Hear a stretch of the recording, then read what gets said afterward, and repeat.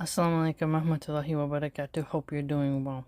So, I came across this comment. I was watching a video, and it says, because America suffers from main character syndrome, we're taught about how individualism is the most important thing, how America is the best and most powerful nation, and then promote how winners all worked for their wealth and losers deserve what they get because they're all lazy. This creates a complete lack of empathy and normalizes sociopathic behaviors. Doing harm to others is normal, and we gatekeep because we don't want others to get ahead. Now, I've been enjoying how YouTube's algorithm has gotten a little bit better in recommending content similar to my actual personality instead of just slop. Now, Americans, yes, I love how we are taught to be individualistic, to kind of not be overly collectivist, but this has had a negative impact on our charitable hearts. And I think you notice this the most when you see how right-wingers, they have that in their party extensively. Rugged individualism. And yes, you want people to have work ethic. You want people to be able not to become a burden upon their family and not contribute. But in other countries, take for example Mexico, they don't think that their grandparents are a burden who have to be shoved into an old folks home because nobody's got time for that.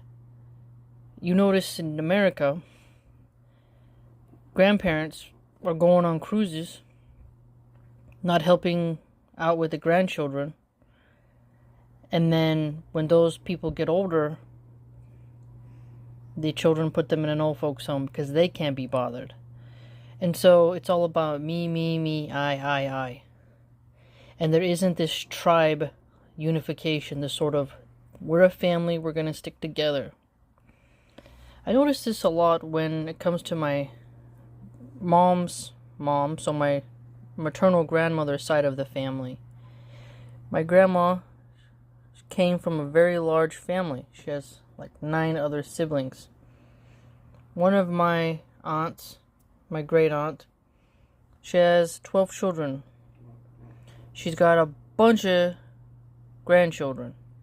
We are a large family, and yet each one is hyper-individualistic, and they don't visit each other except to have a funeral viewing or something like that. And it's a very broken, divided family. And on my dad's side, they don't really care about each other. The Italians who've stayed in Italy do, but those who move to America, hyper-individualistic. They become very Americanized. In fact, my grandma from my dad's mom, she doesn't even care about me and doesn't even know that she has 2 great-grandchildren that she's like just never bothered to even communicate with. And the breakdown of the family is really common in America now. You have mothers who will say, I gotta put the kid in a daycare because I gotta serve my needs and what's best for me. Individualism. Okay, I gotta get ahead, so put this kid who I brought into the world and who will love me so much, but nah, just put them in their little sheep pen, we'll call it, so that I don't lose an edge. If you notice, a lot of women, they'll say, well, you take a hit to your career. And then you look at how the LinkedIn crowd operates. They don't respect mothers. They don't like it when women take off time to serve their families. And both women and men in positions of power demand, oftentimes, you put the company before family. They openly mock the idea of a work-life balance. Because a lot of those corporate types, they've sacrificed their family on the altar of money worship. And you see this a lot with people like Patrick Bet-David, who come off as a sleazy used car salesman, scammer. And whenever you get someone who's like, hey, I want to spend time with my family, these wages aren't really working, you see him sort of pivot to, well, you should want to work 80 hours a week. And you're like, you're insane.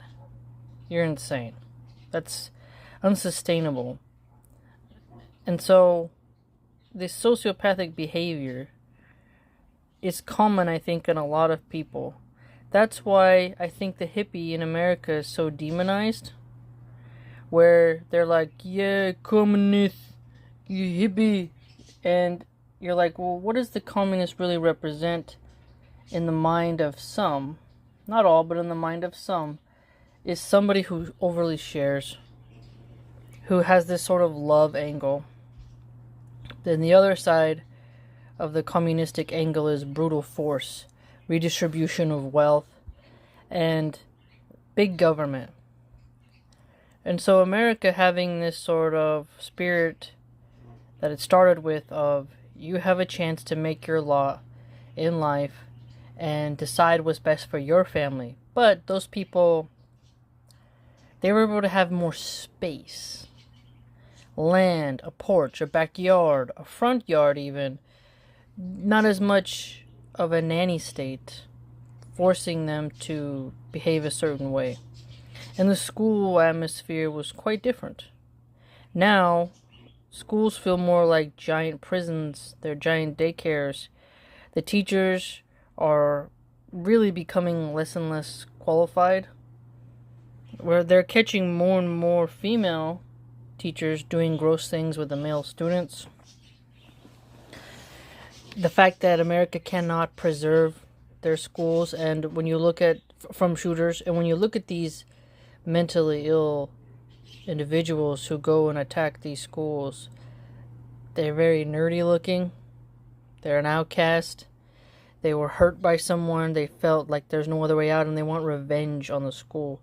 I've actually seen some different comedians, such as Long Beach Griffey and Tra Rags, do clever meme videos about such things, where it highlights how do the parents not see the warning signs and the kind of inner monologue that these individuals have. And when students are hyper individualistic and not empathetic, you can get too much of resentment in someone. You'll see right-wingers say, bring back bullying is great. I'm not saying be super soft and never have a bit of a roast session. I mean, come on, I went to school in Philly. Yeah, there's a moment where your friends can roast you a little bit, but there are definitely moments where it can go too far and the person wants absolute revenge. I think it's good, actually, for some students to have a little bit of a fist fight and learn how to get over it and let go of a grudge, versus you don't let that anger come out, that sort of primal energy and sportsmanship, and then they just keep it up in them, and then they decide to get more lethal. Because some people, when they're scorned, they replay the event over and over in their head. They don't let it go. And they want to reclaim their honor, and they don't know how to take a loss. And so you also have people who just don't know when to let up, don't know when to quit. They went too far, and then they want to get revenge on everyone. People say, especially in the right wing, bring back bullying. But think about how many young girls have really suffered and gotten eating disorders or did terrible things to their arms and legs, with blades and whatnot, box cutters, and they don't know what to do. I think that's what's caused a lot of the separation in cultures between the red and blue states. Where, for example, Turning Point USA went and did an event at, I believe it was UC Berkeley, or in Berkeley, like the city, and there was a giant riot. and they didn't like it. Neither side liked that there was a riot, but the behavior of Turning Point USA, their values, what they push, is quite different than the leftist culture and the progressive culture of Berkeley. And more people are realizing it takes a village. So in a time when you could be a rugged individualist, being a maverick, that made sense. But today, I mean, myself, I don't know if there's someone who could be more isolated than me, except for a homeless person, maybe. Maybe a homeless person has more of a community than me. I have me, my husband, my children. If I were to go, something bad to happen, I would okay, who could you really rely on? See, that's what the social safety net should be for. Because you have to have a way for your citizens who aren't born into perfect families to survive. A lot of the old American values were we're the main character syndrome, as this user writes. They are thinking that the world revolves around them. And when you think the world revolves around you and you stop thinking about others and you're realizing hey, as things get difficult for you and you need help, that this isn't working. I really do enjoy further how he writes here, losers deserve what they get because they're all lazy. That is a big thing. You notice with the EBT SNAP benefits, the Magatardian cult members, the loving Christians, were saying, oh, go get a job. When in reality, a lot of people are wages. They don't make a living wage. And who fights against raising the minimum wage? Laura Loomer, actually, Looney Loomer, just did a post saying don't raise the wage and instead just deport illegals. So it's always blame the immigrant. So the Schrodinger's immigrant, they're lazy using EBT or they're taking all the jobs. So which is it?